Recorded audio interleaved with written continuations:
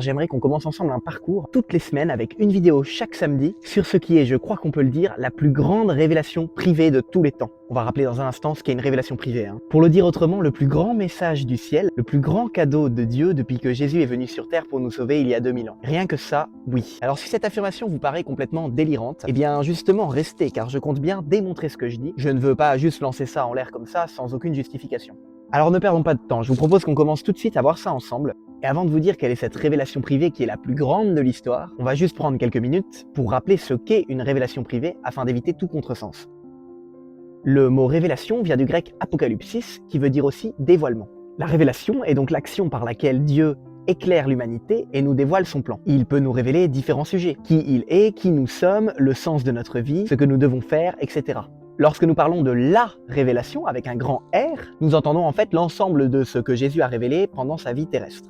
Nous l'appelons alors également la révélation publique. Celle-ci est close avec la mort du dernier apôtre, Saint Jean. Le catéchisme de l'Église catholique le confirme. La révélation est achevée. Aucune nouvelle révélation publique n'est dès lors à attendre avant la manifestation glorieuse de notre Seigneur Jésus-Christ. Mais, toutefois, le même catéchisme nous précise, cependant, même si la révélation est achevée, elle n'est pas complètement explicitée. Il restera à la foi chrétienne d'en saisir graduellement toute la portée au cours des siècles. Au fil des siècles, il y a eu des révélations dites privées, dont certaines ont été reconnues par l'autorité de l'Église. Elles n'appartiennent cependant pas au dépôt de la foi. La révélation n'est donc pas complètement explicitée. Le rôle des révélations dites privées va donc être de dévoiler, d'éclairer certains points qui étaient contenus dans la révélation publique, mais implicitement. Effectivement, de très nombreuses choses étaient comme cachées dans les évangiles, et on ne les a mises en avant que bien après, parfois des siècles plus tard, notamment grâce à des révélations privées. Pour prendre deux exemples, donc d'un côté par exemple la dévotion au Sacré-Cœur, qui était cachée évidemment dans l'évangile avec l'apôtre Saint Jean qui a mis sa tête contre le cœur de Jésus, mais qui n'a été développée que bien plus tard grâce à des révélations privées, donc d'abord avec Sainte Gertrude d'Elfta qui a eu des conversations avec l'apôtre Saint Jean,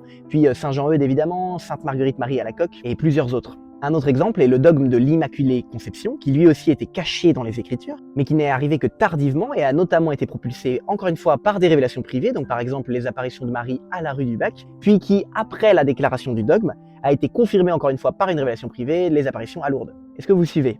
Et toi, est-ce que tu suis ? Oui, mais c'est vrai que c'est technique. Effectivement, dans ce parcours un peu particulier, je considère qu'il faut déjà avoir bien les bases de la foi catholique et de la théologie. Je redémontrerai pas chaque point de notre foi. Mais j'aimerais donner une image pour mieux comprendre ce que sont les révélations privées par rapport à la révélation publique. C'est l'image de la mine d'or. La révélation publique, c'est comme cette mine d'or. On l'a trouvée, on sait qu'elle est là et il n'y en aura pas d'autres. Donc, pas d'autres révélations publiques à attendre. Mais encore faut-il chercher les pépites dans la mine d'or. C'est ce que l'Église fait depuis des siècles. Les pépites étaient déjà là, mais nous ne les avions pas encore trouvées, tout simplement. Une révélation privée vient donc mettre en avant la trouvaille d'une pépite. Pour conclure là-dessus, le catéchisme nous dit bien que l'on ne peut pas accepter des révélations privées qui prétendraient dépasser ou corriger la révélation, publique donc, dont le Christ est l'achèvement. C'est évident, car jamais la pépite d'or ne dépassera la mine. Mais toutefois, l'Église n'a jamais fixé de limite à la grandeur qu'une révélation privée peut atteindre. Ainsi, la seule limite est qu'une révélation privée ne peut dépasser la révélation publique. Mais parmi toutes les révélations privées, il y en a bien une qui est la plus grande, au sens où elle va apporter une nouveauté encore plus grande que les autres et changer encore plus de choses dans notre foi.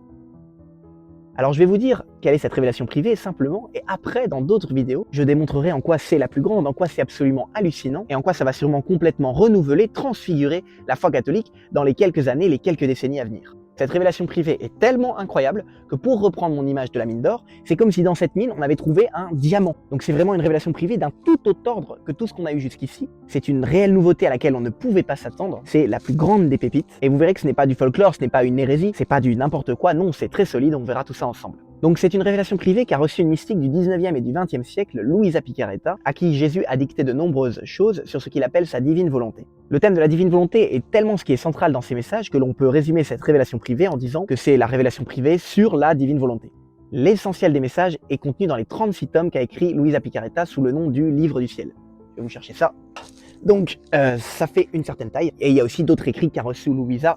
On le verra plus tard, mais l'essentiel est vraiment contenu dans le Livre du Ciel. Objection, votre honneur. Très bien, il en faut pour faire avancer le dialogue, vas-y, je t'écoute. La divine volonté, c'est rien d'autre que la volonté de Dieu. Les saints en parlaient déjà depuis des siècles. En quoi y aurait-il quelque chose de grand ou de nouveau dans le Livre du Ciel ?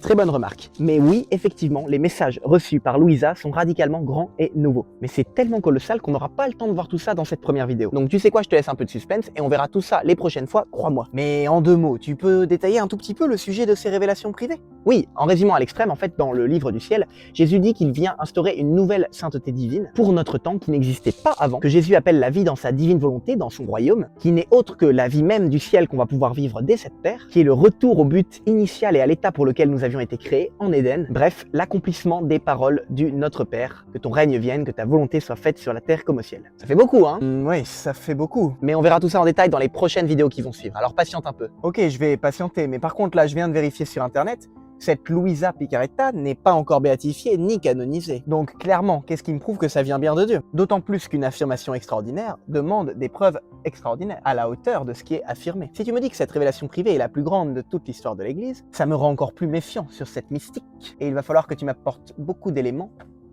pour me convaincre.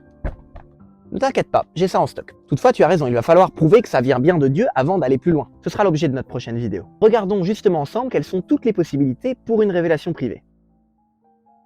En fait, un message, une doctrine peut venir de 3 sources. Soit de Dieu, d'un saint, d'un ange, bref, du ciel, en gros être divinement inspiré, soit des démons ou du diable, bref, être sataniquement inspiré, soit enfin de l'imagination, de l'invention des hommes. N'hésitez pas d'ailleurs à regarder ma précédente vidéo où vous trouverez à la fin 12 critères de discernement pour discerner de l'authenticité d'une prophétie, mais ça s'applique aussi pour les révélations privées. Donc samedi prochain, d'abord, on verra pourquoi la source d'inspiration de Luisa est bien le ciel, mais ensuite, ce n'est pas tout, il y a encore 3 possibilités. Si un message vient du ciel, il peut soit être une révélation privée comme les autres, soit une révélation privée vraiment d'un autre ordre qui surpasse toutes les autres révélations privées et va apporter de grands changements dans notre foi, soit encore plus une révélation qui surpasse même la révélation publique, la corrige et modifie quasiment toute la foi catholique.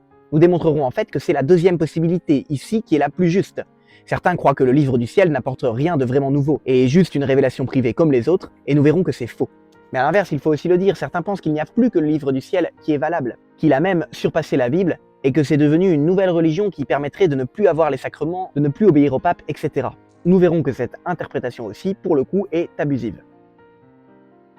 Bien sûr, je m'appuierai sur de nombreux travaux de théologiens comme le père Iannuzzi, Hugh Owen, Daniel O'Connor, Thomas Fahy, Stephen Patton et bien d'autres. En France, il y a 2 prêtres qui en parlent pas mal et que j'apprécie également, le père Thionang et le père Ditten. En bref, je vous propose ici un résumé le plus juste possible de la doctrine de la divine volonté, une présentation aussi claire que possible pour la faire découvrir à un maximum de personnes. N'hésitez pas d'ailleurs à partager cette vidéo avec ceux qui ne connaissent pas encore la divine volonté pour leur faire découvrir. En effet, l'archevêque du diocèse de Luisa Picaretta en 2006, Monseigneur Picheri, avait déploré que la doctrine de la divine volonté n'avait pas toujours été présentée de façon respectueuse, selon la doctrine de l'Église et du magistère. Donc c'est un peu pour participer avec tant d'autres aujourd'hui sur internet qu'on va essayer de la présenter le plus clairement possible. En tout cas voilà, il va vraiment y avoir du très lourd là-dessus qui va sortir les prochaines semaines, avec chaque samedi pendant plusieurs mois des vidéos sur la divine volonté, pour tout connaître, tout comprendre des messages qu'a reçus Luisa Picaretta. Les objectifs de ces vidéos seront donc montrer que les écrits de Luisa, donc notamment le livre du ciel, viennent bien de Dieu, démontrer en quoi c'est la plus grande révélation privée de l'histoire, et ce qui en découle, répondre aux objections là-dessus, mais pas seulement, et aussi faire un résumé clair des enseignements contenus dans le livre du ciel,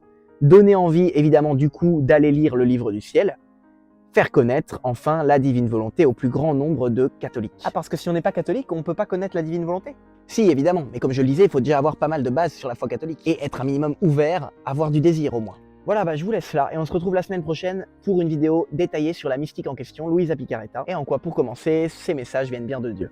Si on ne demande pas ça, ça ne sert à rien d'aller plus loin, c'est vraiment la première étape à faire. Et seulement ensuite, on regardera en quoi le livre du ciel contient des messages vraiment incroyables, radicalement nouveaux, qui sont un véritable diamant. En bref, la plus grande révélation privée depuis 2000 ans.